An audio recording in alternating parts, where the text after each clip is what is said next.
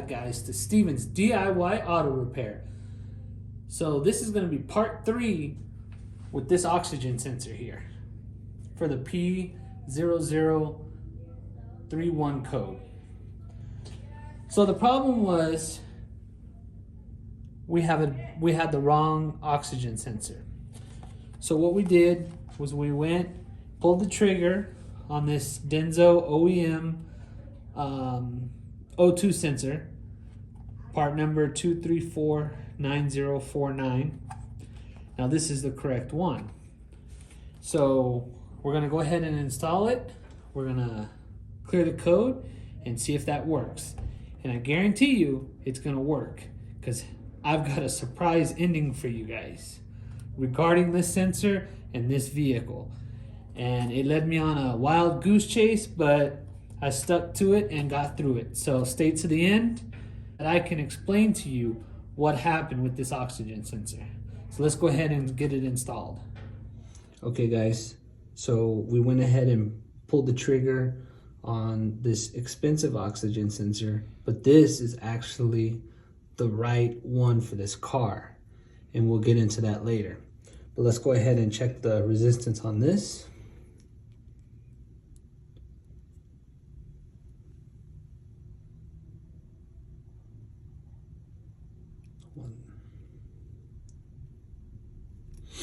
Well, hold on there, guys.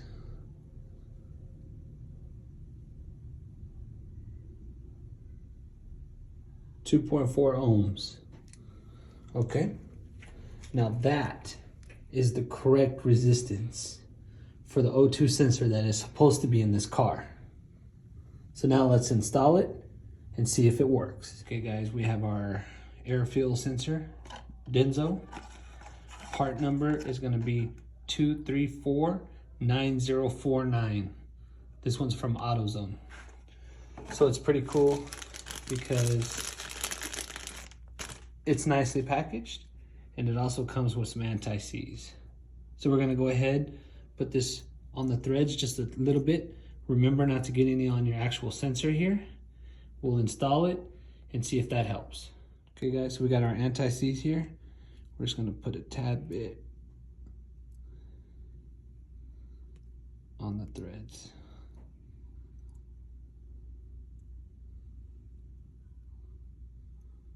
Just like that. Now we got a nice little coat. Come down here.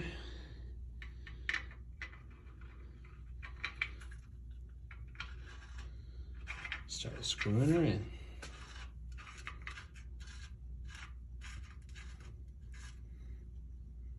There we go.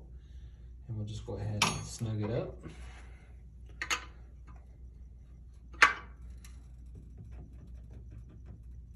There we are. And then we connect it in.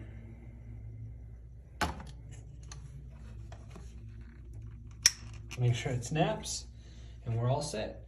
Now let's get in there, clear this code, and fire her up. Okay guys, so we went ahead and installed it. We came in here, we cleared the code, so we have no more codes. So we're gonna go ahead and take it around for a good, probably 30-minute test drive, and ensure the code or the check engine light doesn't come back on.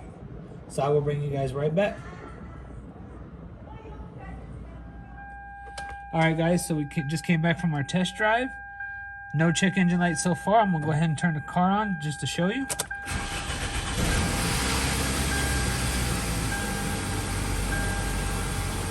There you have it. No check engine light. And we're good to go. So now I'll take you up to the front of the vehicle and explain what happened. Okay guys, so we have the right oxygen sensor in now. This one we tried finding at the junkyard, but unfortunately we couldn't find this one, the specific one. So we went ahead and pulled the trigger for a new one at AutoZone. I'll make sure to put the link to that in the description below. So let me give you a little bit of backstory on this. So as you guys can see up here, I have no stickers for emissions or anything like that. I have a few here, but they don't tell me anything with the emissions. So this vehicle, even putting in the VIN number, it comes up with two different emissions control settings, if you will. So the first one is going to be partial zero emissions vehicle. So PZEV, or it's going to be ultra low emissions vehicle, ULEMV. So it might get a little bit confusing. So what I'm going to do is I'm going to refer to the partial zero emissions as a California emissions control vehicle, and the ultra low emissions vehicle for the government controlled emissions control vehicle. That just be easier to distinguish the two. So the one we have in front of us is going to be the California one, the PZEV. And the way I was able to identify that is, I'll show you here. I don't know if you guys can see it on the. I'll put a link up. So anyway, I was able to distinguish it by the way that the O2 sensor is directly on top of the manifold instead of on the side. So that helped me determine that this was a PZEV vehicle. So going into the service information, according to the service information for the PZEV or California vehicle, the resistance on the O2 sensor was what I thought to be the 0.8 to 1.4. So when I initially did the ohm reading, it told me the sensor was good. So as you can see in my part 2 video, I popped that in and we still got the code, but now we got it for a high circuit instead of a low circuit. So after that video, I did some more research, and I found out the part number on that. I did some more research, and come to find out, Toyota dealerships were actually selling the wrong O2 sensors for the specific vehicles. So I found out through some service information that I have through the community with other technicians, they had the right sensor for the California compliant vehicle at the resistance of 1.8 to about 2.4. And I'll make sure to put the exact numbers up on the screen or in the description for you. So that was why we were getting that was why we kept getting that check engine light. The O2 sensor, the old one from part 2, was good. It just wasn't meant for this vehicle. So I'll give you guys the part numbers right now, at least the OEM part numbers. So I'll show you, I'll actually show you right here. I don't know if you guys can see that. I'll make sure to put this up on the screen for you guys, or in the description below. But for the California vehicle, the OEM part number is going to be 8946706030. For the federal one, it's going to be 8946733040. Now, I didn't go through Toyota dealership for this. I went through AutoZone, and I made sure that they cross-referenced the OEM part number with their part number, and this is what came up, and it worked. And I already gave you guys that part number, but I'll make sure to put that in the description as well.